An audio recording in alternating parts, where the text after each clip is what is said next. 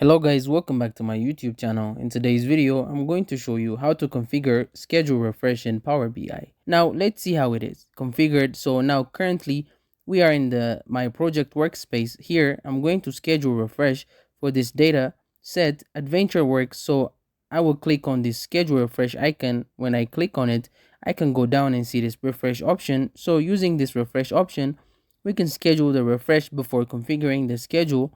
You will have to keep in mind if your dataset requires a getaway, then the getaway should be correctly configured. So in my case, I'm using SQL Server and the getaway is correctly configured. If you don't know how to configure the getaway or you want to learn how to do it, you can see the link somewhere on top in the I button. Getaway is generally not required if the source of your report is the cloud data, but if it's on premise, it requires a getaway. After that, we can move to the refresh option. We can turn it on, and from the refresh frequency, you can either choose daily or weekly. Suppose I choose it daily.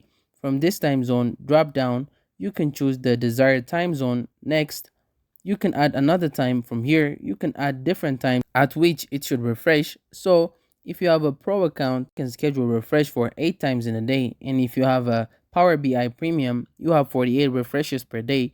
So from here, you can add another time and so on. After we have added all the times at which the report should refresh, next is send refresh failure notification to. So either you can select semantic model owner or you can select specific contacts whom you want to send the email notification if the schedule refresh is failed. After you click on apply, the schedule refresh is enabled for the data set.